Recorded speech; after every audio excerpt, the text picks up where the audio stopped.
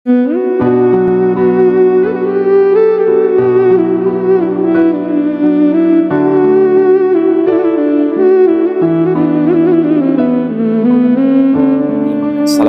warahmatullahi wabarakatuh. Alhamdulillah alladzi bi ni'matihi tatimmu shalihat. Alhamdulillah ala kulli hal. Allahumma salli ala Muhammad wa ala ali Muhammad. Sama-sama kita buka dengan kalimat basmalah. Bismillahirrahmanirrahim. Ini kita masuk dosa keberapa, Bunda? Syirik.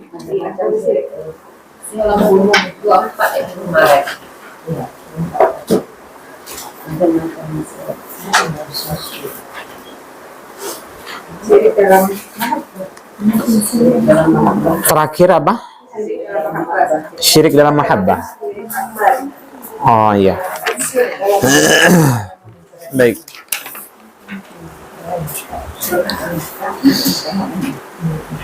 Sebelumnya kita telah membahas ya apa itu makna syirik ya. Kemudian konsekuensi dari syirik ya, baik itu syirik akbar maupun syirik asghar.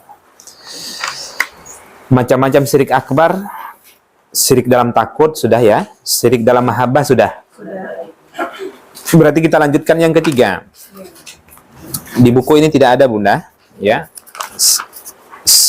Syirik yang ketiga, syirik dalam doa. Yang pertama syirik dalam takut, yang kedua syirik dalam mahabbah, yang ketiga syirik dalam doa.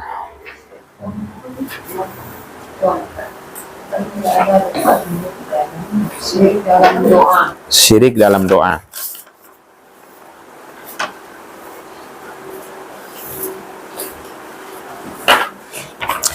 Buku ini tidak kita baca seluruhnya, Bunda. Berhubung terjemah, kita hanya sampaikan poin-poin pentingnya saja. Ya, tak semua dosa itu kita bahas secara detail. Nanti seperti kasus membunuh, sihir, kita hanya membahas hukumnya dalam pandangan syariat Islam. Ya, tapi ada nanti momentum dosa-dosa itu, bab dosa itu yang kita bahas secara terperinci. Ya, nanti ya macam-macam, Bunda. Ya, seperti ghibah, kemudian riba dan lain-lainnya. Ya. Baik. Yang ketiga syirik dalam doa. Maksudnya adalah di samping ia berdoa kepada Allah, dia juga berdoa kepada selain Allah.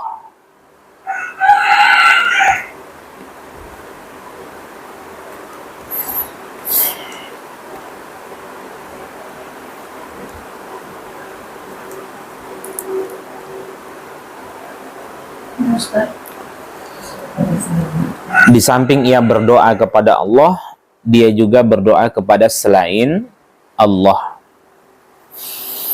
Ini syirik ya. Sebenarnya kalau kita ulang kembali lagi, Bunda, kalau kita benar-benar memahami surah Al-Fatihah di ayat kelima itu ya, wa iyyaka nasta'in, itu menjadi jawaban bahwa tidak boleh kita meminta tolong kepada selain Allah Subhanahu wa ta'ala. Wa iyyaka nasta'in, dan hanya kepadamu lah kami memohon pertolongan. Wa iyyaka nasta'in. Berarti yang dimintai pertolongan itu adalah Allah Subhanahu wa ta'ala, yang menjadi kekhususan bagi Allah, yang hanya Allah yang bisa mengabulkannya. Adapun minta tolong kepada makhluk dengan sesuatu yang makhluk bisa mewujudkannya, itu boleh.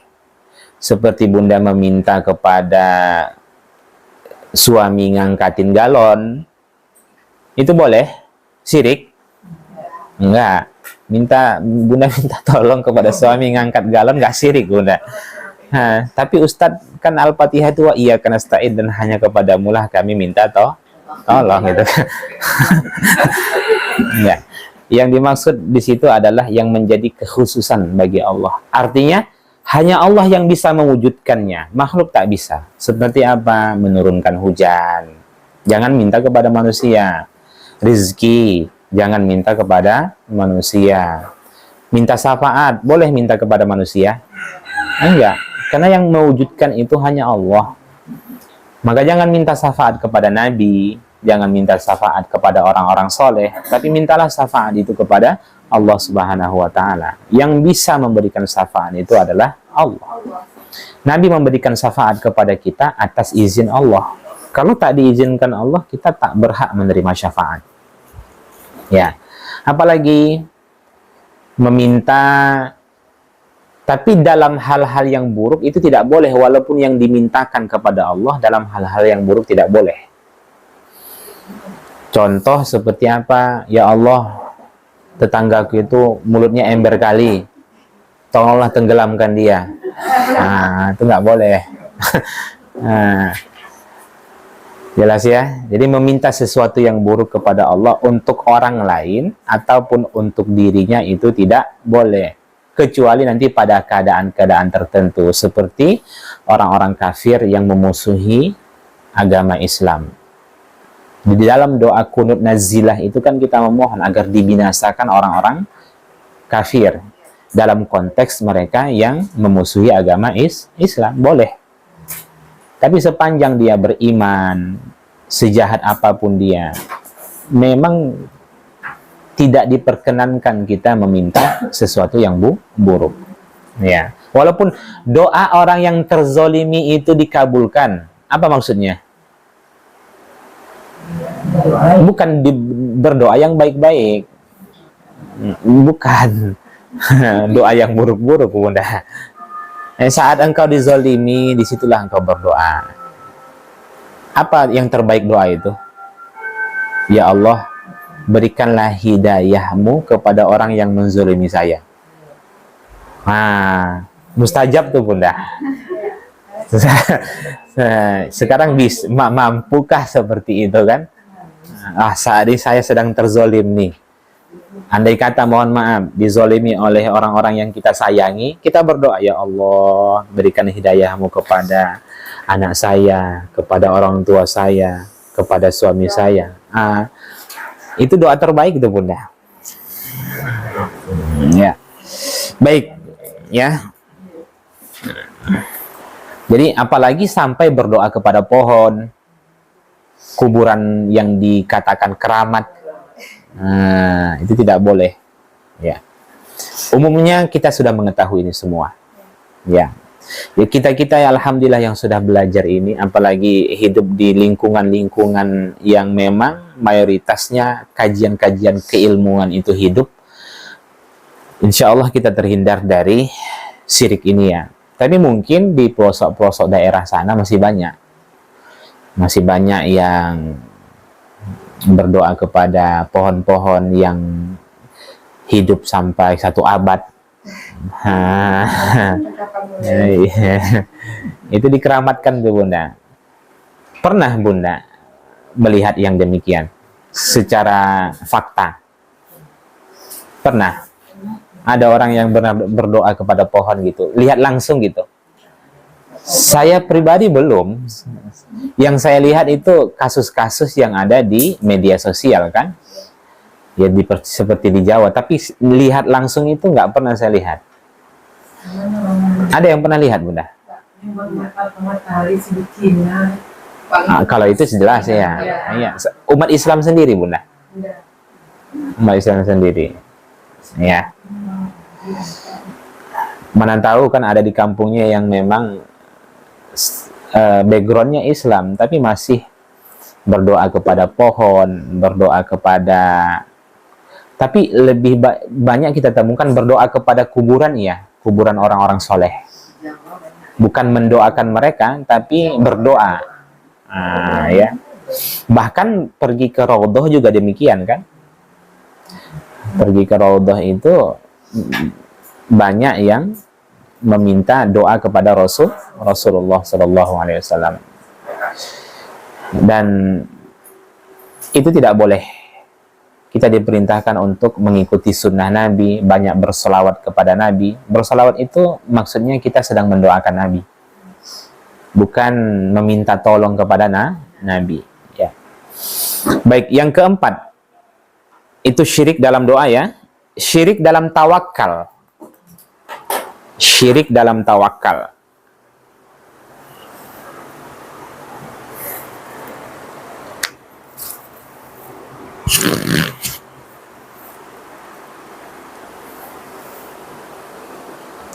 Seperti menggantungkan nasib kepada makhluk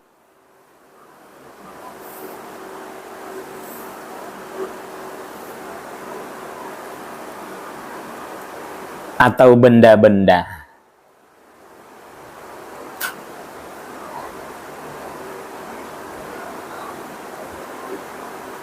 Ini namanya syirik dalam tawakal. Dia gantungkan nasibnya itu kepada makhluk atau kepada benda-benda. Semisal seorang istri yang menggantungkan nasibnya kepada suaminya, itu syirik. Dirasa kalau nggak ada suaminya, dia nggak akan hidup. Nah, syirik itu bunda. Buktinya setelah wafat suaminya hidup dia, malah ketawa dia bunda. Malah sering safar dia, jalan sana jalan sini. Ya. Dulu dia mengatakan waktu di atas kuburan itu, bagaimanalah nasibku bang? Siapalah yang membiayai anak kita sekolah? 3 anak kita nih, sekolah di sekolah favorit pula lagi. Uang semesternya 6 juta per bulan. Uang SPP-nya 6 juta per bulan, 6 kali 3. Udah berapa tuh? Ya kan? Warisan yang kau tinggalkan cuma sekian. Nah, sekarang buktinya anak tetap lanjut sekolah. Dia bisa bertahan hidup. Jadi tak boleh kita menggantungkan nasib kepada makhluk pun, apalagi kepada dukun, apalagi kepada benda-benda yang dirasa benda-benda itu bisa mendatangkan manfaat atau mudarat. Gantungkan nasib kepada gelang, cincin, menggantungkan nasib kepada kalung, walaupun kalung itu diyakini dapat melancarkan peredaran darah. Ya kan, boleh-boleh saja dipakai. Tapi jangan sampai kita bertawakal, menyerahkan nasib kita pada gelang-gelang itu, ya nggak boleh bunda. Tapi kalau sudah gelang-gelangnya dikasih batu hitam, kata Pak dukunnya, nanti kalau kamu pakai ini sepanjang perjalanan kamu nggak akan diganggu oleh orang. Itu sudah jelas lah itu syirik. Sedangkan menggantungkan nasib kepada obat saja itu syirik. Menggantungkan nasib kepada obat itu syirik, ya. Nah, dan dokter-dokter pun mestinya memberikan saran juga, meluruskan akidah pasiennya kan. Jadi jangan sampai ada nih pasien yang berobat ke dokter itu tak sembuh. Pas dokter itu sembuh, dia bilang, enak kalau mau berobat ke dokter itulah. Hanya dokter itu yang bisa menyembuhkan. Dokter-dokter yang ada di Pekanbaru ini nggak bisa. Nah, ya kan, di Malaka tuh yang bisa tuh yang sembuh. Hati-hati bunda, nggak boleh bunda. Karena dokter yang di sana pun ditanya banyak juga yang nggak bisa dia sembuhkan kan. Ya. Itu ujian semua bunda. Ujian ya. Orang berdoa kepada Allah dikabulkan. Berdoa dia kepada Yesus dikabulkan juga. Yang ngabulkan doanya itu siapa? Allah Subhanahu wa ta'ala. Jadi minta hujan kepada Allah dikabulkan, minta hujan kepada peramal, kepada pawang hujan dikabulkan juga. Itu ujian semua. Kepada siapa yang dia yakini.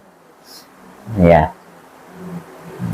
Hati-hati ya bunda, jangan sampai kita menyerahkan nasib kita ini kepada makhluk atau kepada benda-benda. Ya, menggantungkan nasib kepada bintang-bintang, menggantungkan nasib kepada apalagi kartu, apa namanya itu? Yang kalau di pasar malam kan? Pasar malam kan? Ah, apa? Bukan Bunda. Yang ada kartu, kemudian lihat, nampaknya jodohmu nanti. Tarot. Pernah nampaknya. Sampai tahu tarot Bunda. Tarot ya. Tarot namanya ya. Nah, itu nggak boleh tuh. Syirik loh. Ya. Bahkan ketika seseorang pasien yang sedang diruqyah, walaupun peruqyah itu membacakan ayat-ayat Al-Quran dan Sunnah, pasien itu nggak boleh beranggapan bahwasanya ustadznya lah atau ustadzahnya lah yang menyembuhkannya, dan dia nggak boleh mengatakan bahwasanya yang menyembuhkan itu adalah Allah Subhanahu, maksudnya yang menyembuhkan itu adalah Allah Subhanahu wa taala. Dia nggak boleh bergantung nasib kepada peruqyah. Dan peruqyah itu pun akan bisa mendapatkan kesyirikan jika ternyata dia meyakini dia super. Sampai dia dapat menyembuhkan seseorang. Nggak boleh. Nah, jadi ya. Makanya orang-orang, tapi biasanya orang-orang yang meruqyah itu kalau sudah sampai seperti itu nggak ada reaksi. Kalau dia menganggap dirinya itu supranatural, dia menganggap ada kelebihan di dalam dirinya, dia menganggap karena dirinya lah makanya ada reaksi seperti itu nggak ada, malah nggak ada reaksi, sampai muncul suatu keyakinan di dalam dirinya bahwa ini semua tidak akan sembuh kecuali izin Allah Subhanahu wa taala. Ya. Baik. Kemudian yang kelima, syirik dalam taat. Syirik di dalam taat.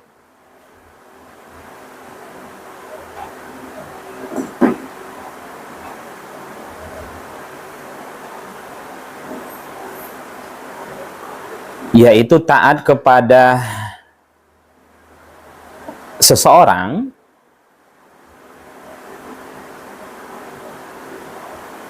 dalam menghalalkan yang diharamkan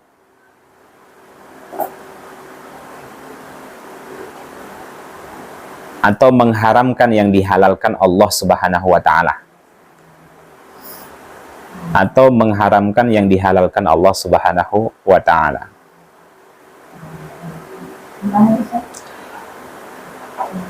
Yaitu taat kepada seseorang dalam menghalalkan yang diharamkan atau mengharamkan yang dihalalkan oleh Allah Subhanahu wa taala. Banyak orang menganggap itu tidak syirik Bunda, padahal sebenarnya syirik. Yang mengatur, yang berhak mengatur alam semesta ini adalah Allah Subhanahu wa taala. Yang berhak mengatur bagaimana cara berkehidupan adalah Allah Subhanahu wa taala. Yang halal itu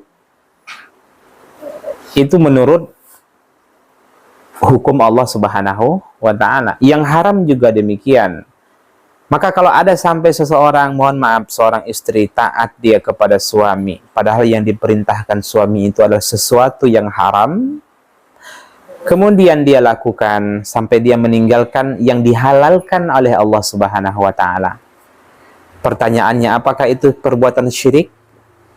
Ya, syirik. Demikian sebaliknya, yang halal itu malah dia haramkan. Itu nggak boleh, ya. Orang yang taat kepada pemimpin, kepada siapapun itu, padahal perintahnya itu adalah perintah yang mengharamkan apa yang dihalalkan oleh Allah, atau sebaliknya, dia taat saat itu, dia telah menyekutukan Allah Subhanahu wa taala. Maka nggak boleh Bunda. Ya. Siapapun itu atasan kita, kalau sudah mengatakan, umpamanya atasan kita, bunda lah di waktu kecil, contoh ya, atau jangan-jangan ada pula tersangkanya di sini. Contoh, datang tamu penagih hutang, kemudian orang tuanya bilang kepada anaknya, bilang mama nggak ada di rumah. Nah ya kan, padahal sudah. Oke, itu dosa? Dosa mana tuh? Dosa syirik, bunda. Itu syirik.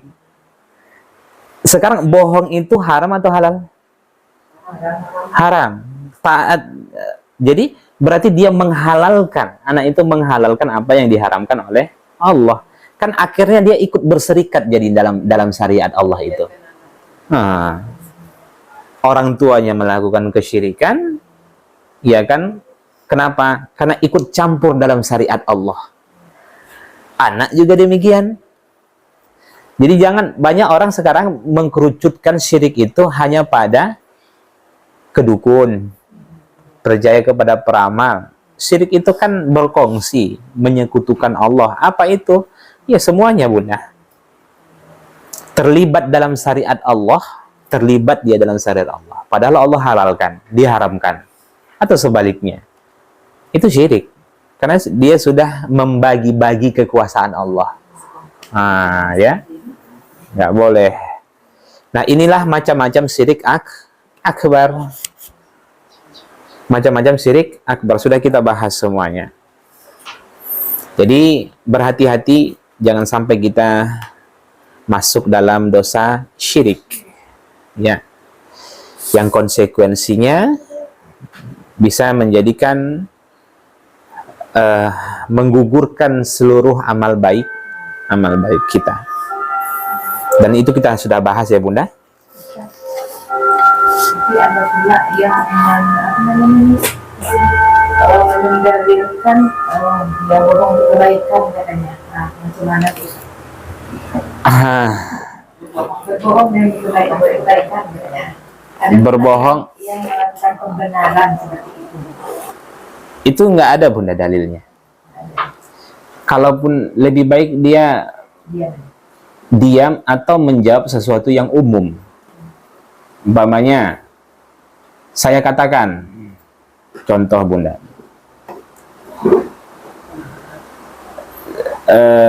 saya izin ya, bunda, bulan 11 selama 1 bulan penuh untuk tidak hadir, ada kesibukan. Saya bilang seperti itu. Padahal di bulan 11 itu, selama 1 bulan itu, saya mau berangkat umroh. Saya bilang ada kesibukan. Apakah itu dikatakan berbohong? Tidak. Begitu yang diajarkan oleh para ulama. Jadi, kalau ingin, ingin mengungkapkan sesuatu yang dirasakan nanti menimbulkan mudarat dan lain sebagainya, jawab saja dengan bahasa-bahasa umum. Izin ya, bunda, minta izin kepada suami. Izin ya, pak ya, mau kemana? Mau ketemu dengan teman. Sudah. Walaupun ketemu dengan temannya itu di warkop. Yang penting kan ketemu dengan teman.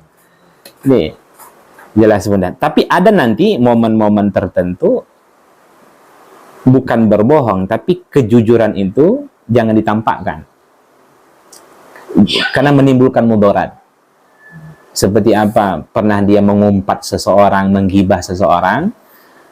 Nah, setelah itu dia minta maaf dulu, tanggal sekian-sekian aku ngomongin kamu itu gila, pelit. Itu akan menimbulkan mudarat. Kata Imam An-Nawawi, hal-hal yang seperti itu tidak boleh. Caranya bagaimana? Cukup lawan bicaranya saja. Lawan bicaranya yang mesti dia perbaiki. Maksudnya umpamanya, ada si A mengumpat si C, lawan bicaranya si B. Iya kan? Cara bertobatnya bagaimana? Cara bertaubatnya itu adalah dia ajak si B itu untuk klarifikasi bahwa apa yang dia sampaikan tentang si C itu tidak benar.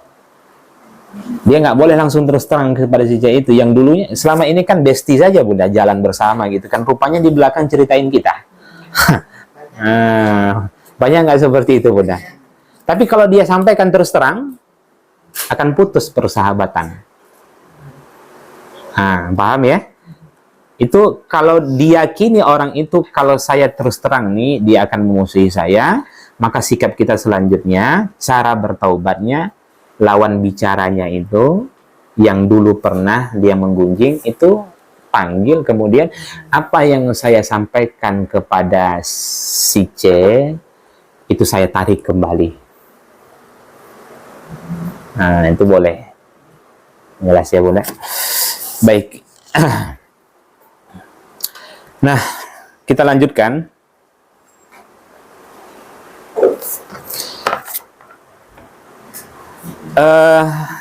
Sekarang kita masuk macam-macam syirik kecil ya. Lihat di halaman 24 bukunya Bunda.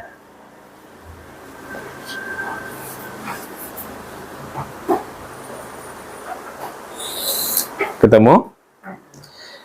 Kedua, riya dengan amalan-amalannya. Menunjukkan apa? Bahwa riya ini bagian dari syirik kecil. Ya. Sebagaimana firman Allah yang artinya barang siapa mengharapkan perjumpaan dengan Rabb-nya, maka hendaklah ia mengerjakan amal soleh dan janganlah ia mempersekutukan seseorang pun dalam beribadah kepada Rabb-nya. Maksudnya janganlah ia riya, ingin dilihat orang lain dengan amalannya. Jadi prinsip kita dalam beribadah itu mesti ikhlas. Kalau melenceng dari itu, berarti sudah riya lah itu. Ya. Riya itu syirik. Syirik apa? Syirik kecil Bunda. Kalau syirik akbar nanti habis semua amalnya. Syirik kecil itu tidak menghapus seluruh amalnya. Hanya pada amal itu saja. Berarti kalau sholatnya riya, sholat itu saja yang tidak diterima. Kalau sholat zuhurnya itu riya, berarti yang tidak diterima adalah sholat zuhurnya. Ya. Kemudian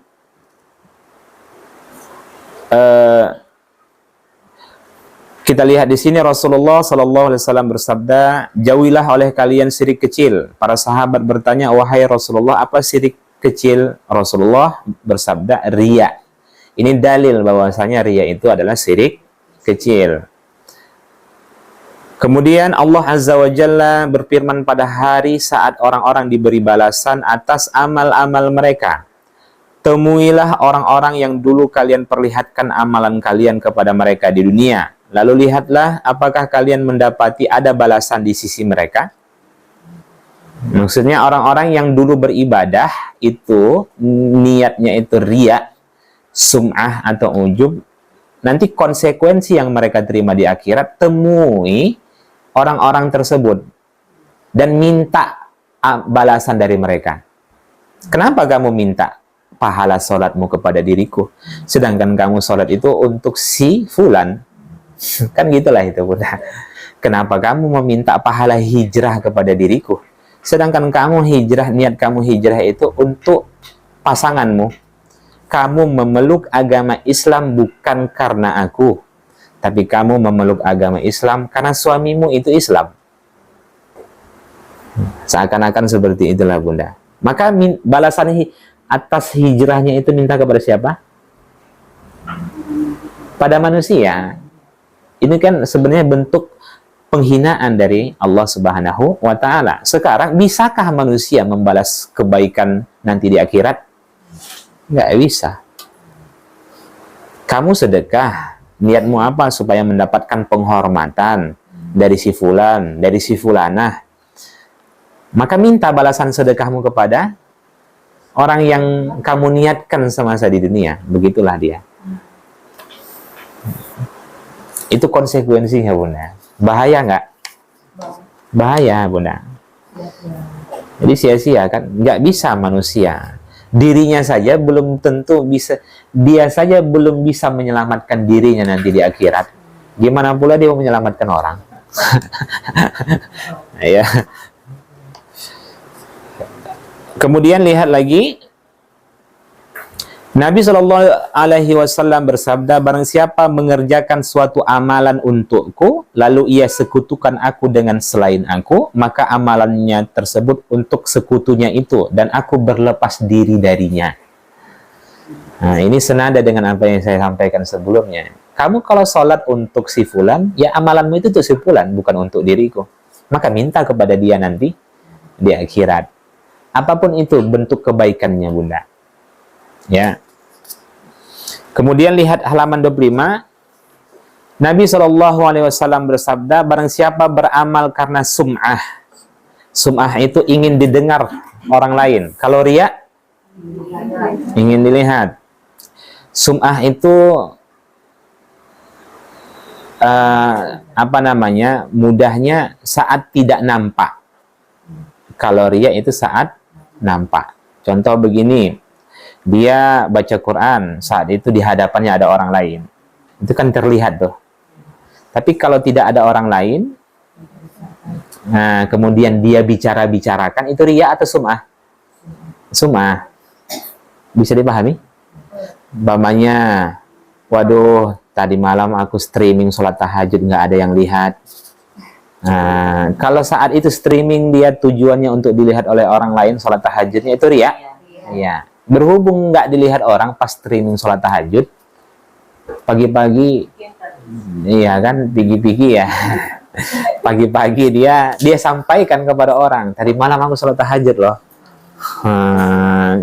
Sudah live, cuma nggak ada yang lihat.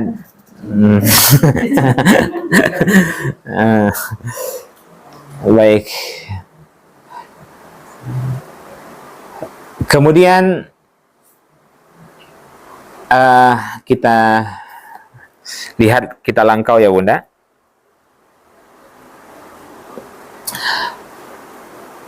Halaman 25, lihat paragraf nomor 3. Kita lihat dulu paragraf keduanya. Nabi Shallallahu Alaihi Wasallam bersabda, berapa banyak orang berpuasa tidak mendapatkan pahala puasanya selain lapar dan dahaga, dan berapa banyak orang sholat malam tidak mendapatkan pahala sholat malamnya selain hanya bergadang. Itu semua karena apa? Riya. Kita puasa itu karena Allah atau karena manusia? Karena Allah. Harusnya kalau karena Allah, Bunda, di bulan Syawal itu tetap puasa.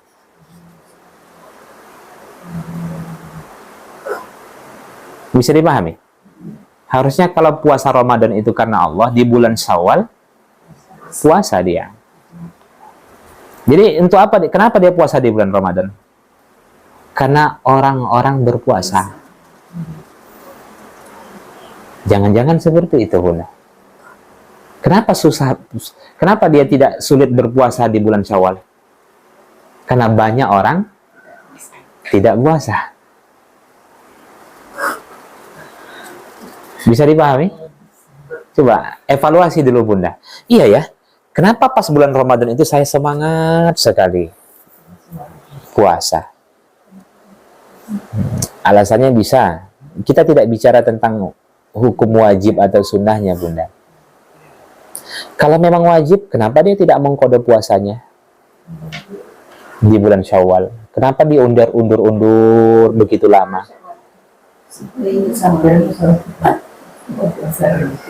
Aku nggak enak kalau aku nggak puasa. Nggak enak kali lah kalau nggak puasa di saat semua kaum muslimin itu puasa. Jangan-jangan seperti itu. Iya. Harusnya lebih mudah puasa 6 hari daripada puasa 30 hari. Logika kita akan mengatakan seperti itu. Mana lebih berat, puasa 30 hari atau puasa 6 hari? Puasa sebulan. Faktanya, yang dijalankan itu puasa 30 hari. Yang 6 hari?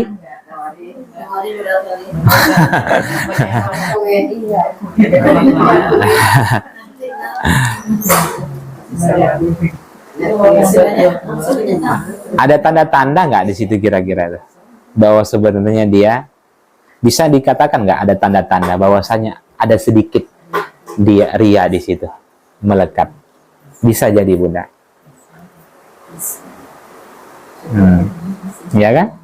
Kenapa ketika berjamaah dia semangat sekali beramal soleh, tapi saat sendiri tidak?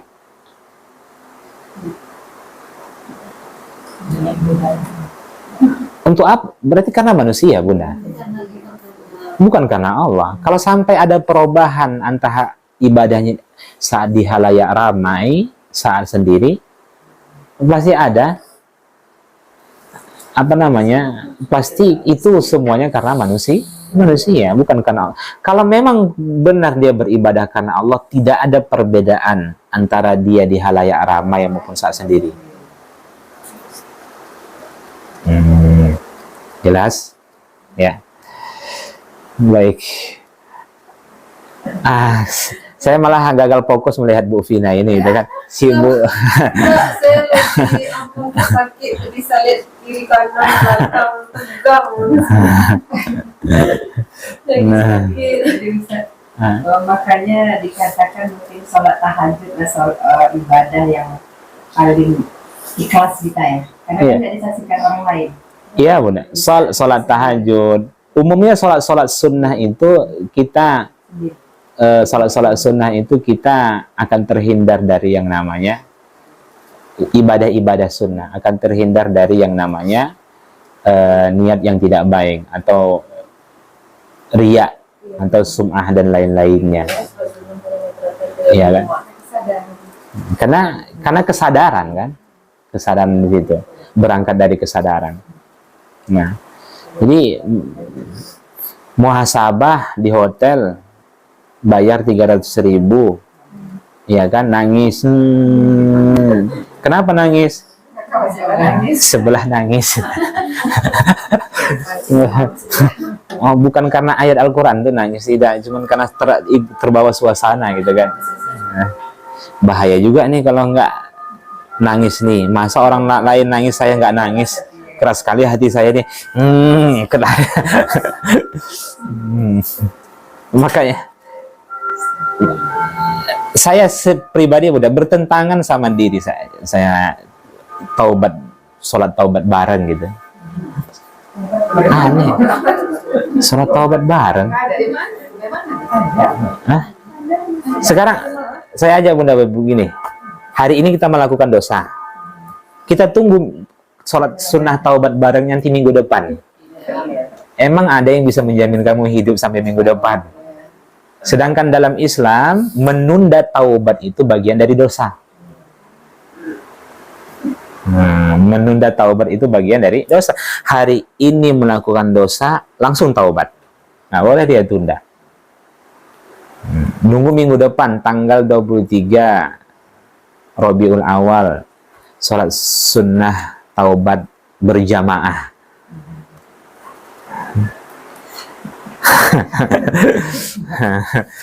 Nah, jelas ya. Jadi nggak ada tuh sholat-sholat yang seperti itu. Berarti kita tunggu dong. Awalnya kan sendiri, Ustaz. Nanti kalau ada jamaah ikut juga. Jadi dan tidak sesuai Bunda, karena rentan dari yang namanya riya. Rentan.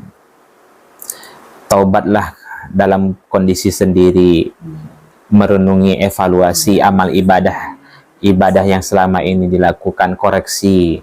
Jika saya selama ini jika terbayang dalam hati itu pernah meninggalkan sholat, berjanji sama Allah, jangan pernah lagi tinggalkan sholat. Jika terbayang itu pernah mengumpat orang, berjanji kepada Allah, jangan pernah, saya akan berjanji kepadamu ya Allah, tidak akan pernah lagi membicarakan keburukan orang lain. Kalau terbayang dalam hati itu pernah memakan harta haram, maka saya hari ini berjanji kepadamu ya Allah, saya tidak akan pernah lagi memakan harta haram. Semua yang dibayang-bayangkan tentang dosa itu Bunda, berjanjilah untuk tidak melakukannya di masa yang akan datang. Itu yang dimaksud dengan taubat itu. Jadi terbayang dulu pernah melakukan ini, itu maksudnya. Sampai muncul tekad yang kuat di dalam hati itu, saya berjanji tidak akan melakukan lagi. Itu yang dimaksud dengan taubat nasuha itu.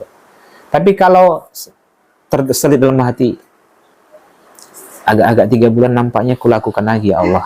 Ada terbesit begitu, itu namanya bukan taubat nasuha. Ya, kalau ternyata ada tekad yang kuat, memang dia sudah berjanji, kemudian dia terjerumus lagi, taubat lagi seperti itu, terus menerus.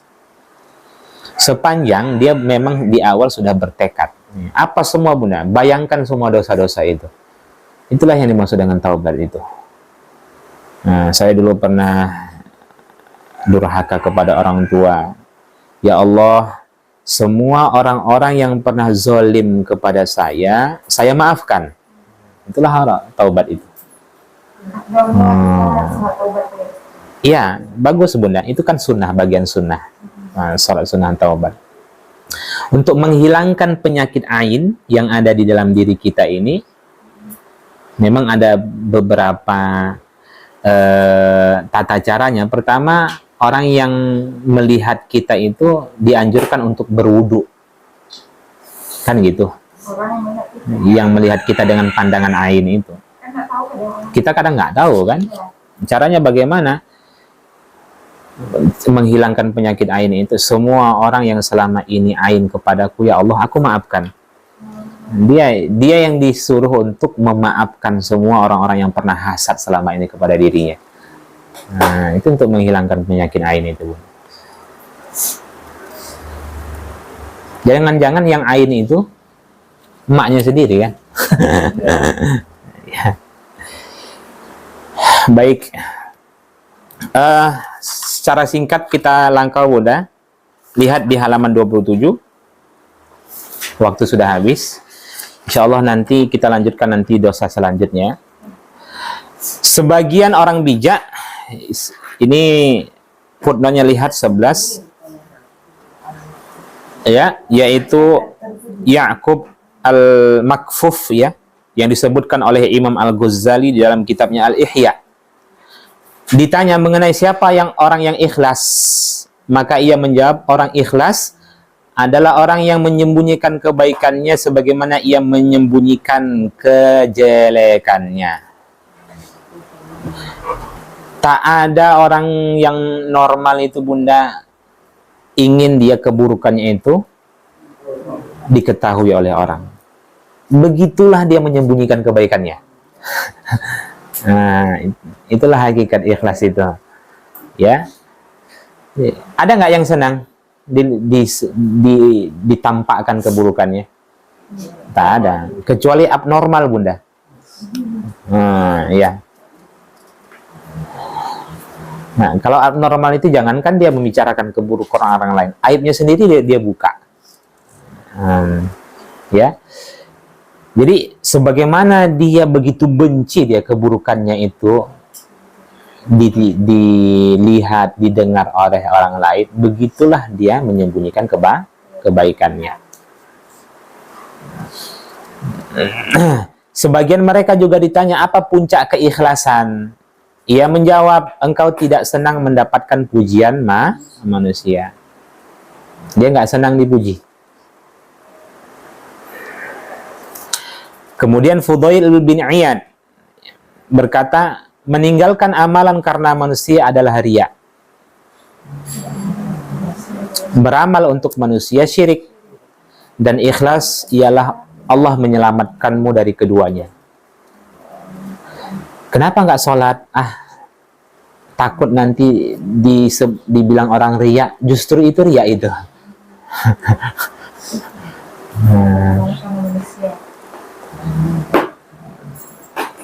Kenapa baca Al-Quran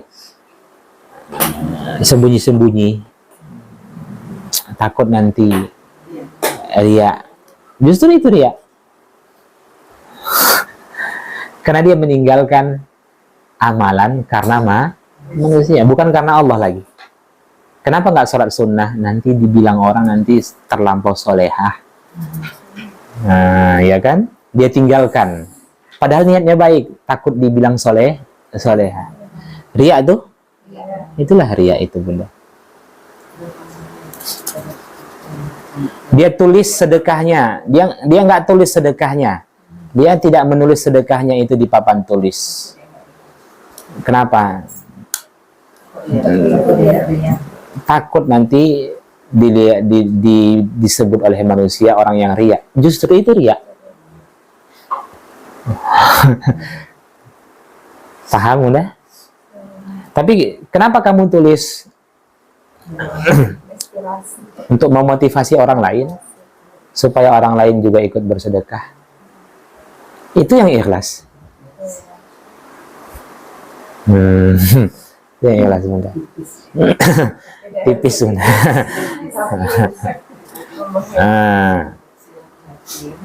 Jadi ini sering kita ulang, bukan masalah. Banyak orang sekarang ini menganggap riya itu karena disembunyikan.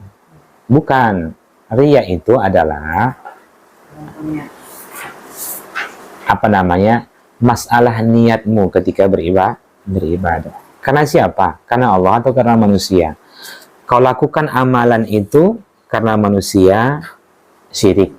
Kau tinggalkan amalan itu karena manusia, riya.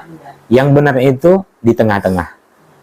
Lakukan amalan itu karena Allah, tinggalkan amalan itu karena Allah.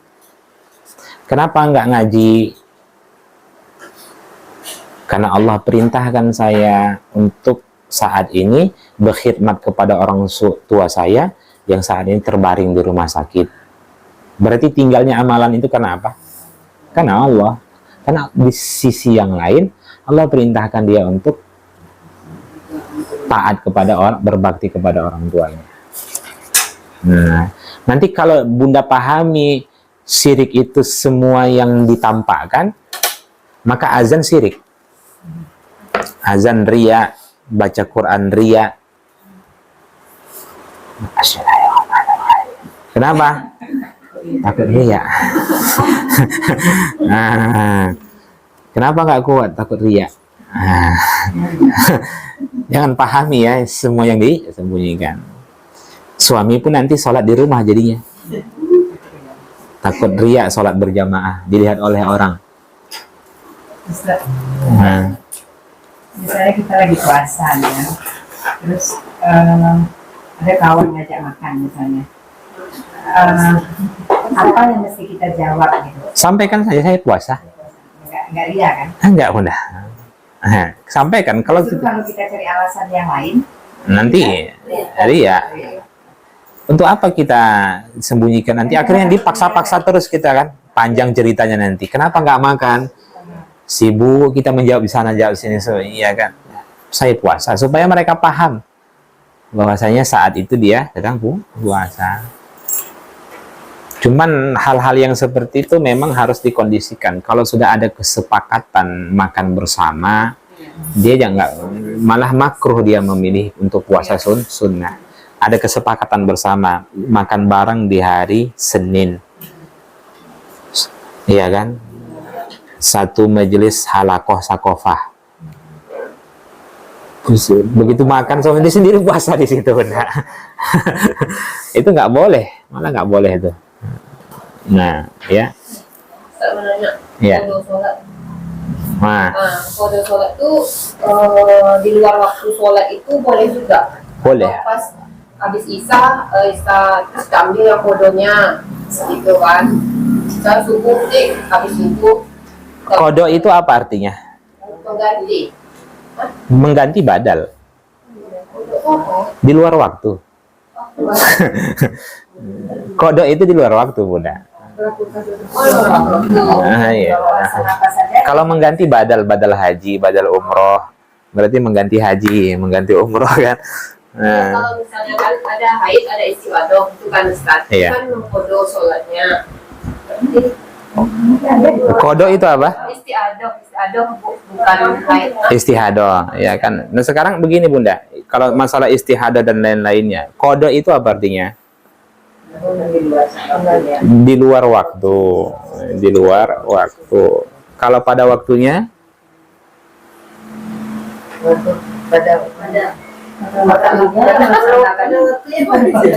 Adaan. Selama ini kan sering baca.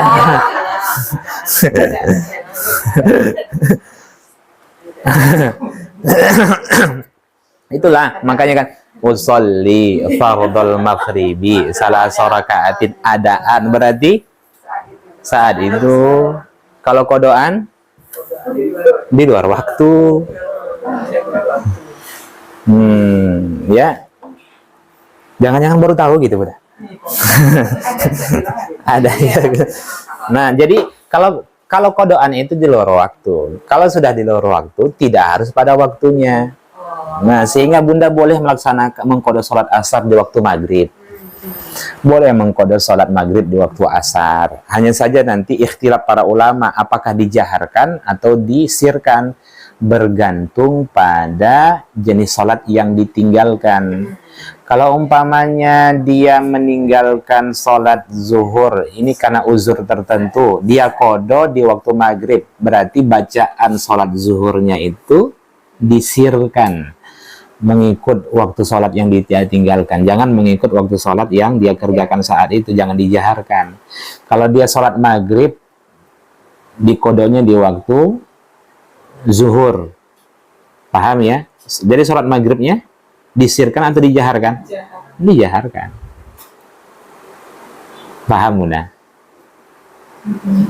Nah, umpamanya kan sholat maghrib tinggal, dia kode di waktu zuhur, berarti sholat maghribnya itu dijaharkan atau disirkan? Dijaharkan, dijelaskan bacaannya, Bunda. Karena yang dia kodokan sholat Itu jarak mana? Kalau sendiri, Bunda, sendiri, Bunda. Nah, yang enak itu kan perempuan, semuanya sama dia lirih semua kan. beda ya. Beda. Bergantung pada sholat yang dia tinggalkan. Umpamanya kalau sholat subuh berarti kan sholat jahar tuh kan, dia kode di waktu zuhur. Zuhur itu kan sholat sir. Nanti berarti dia mengkode sholat subuhnya itu dengan bacaan jahar atau sir? Bacaan jahar. Karena sholat subuh kan jahar, Bunda. Nah, iya, berarti kalau jelas sendiri kan itu. Maksudnya begini, anjurannya sebenarnya idealnya, Bunda, kalau sholat maghrib tetap dijaharkan anjurannya. Umpamanya saya sholat maghrib, Bismillahirrahmanirrahim, itu karena sholat zahar. Ketika saya sholat sendiri, Bunda, karena uzur tertentu, sholat zuhur nanti Bismillahirrahmanirrahim. Kan gitu tuh kalau saya pribadi. Paham ya? Idealnya seperti itu. Ini kadang kita lihat semua orang sholat maghrib, sholat apa, semuanya dilirihkan. Udah jelas namanya, ada sholat zahar, ada sholat sir. Iya. Dijaharkan. Dijaharkan. Batas suaranya gimana? Coba contoh sedikit. Kalau laki-laki sendiri. Minimal dia mampu mendengarnya, Bunda. Minimal kan? Iya. Kalau lebih kuat boleh kan? Lebih kuat boleh. Soalnya kantor banyak laki-laki, dia nanyanya sama saya. Bismillahirrahmanirrahim. Alhamdulillahirabbil alamin. Begitu saya kalau sholat maghrib ketika di rumah. Nah, nanti ke sholat isya juga seperti itu. Cuman banyak kita lihat kan orang sholat maghrib. Ini sholat zahar dia, Bunda. Ya dijaharkan lah. Kalau perempuan, kalau hanya kita aja boleh kita. Boleh. Kalau Bunda sepanjang Bunda itu sholatnya itu tidak didengar oleh laki-laki yang bukan mahramnya, sholat ya dalam konteks ini, maka bacalah dengan suara jahar. Sholat maghrib, Bismillahirrahmanirrahim. Alhamdulillahirabbil alamin. Ar-Rahmanir-Rahim. Itu. Iya. Kalau ada orang lain, Orang lain pun nggak ada apa-apa, Bunda. Yang penting bukan laki-laki. Yang anak suami. kalau di rumah ya anak suami kan. Jaharkan saja, Bunda.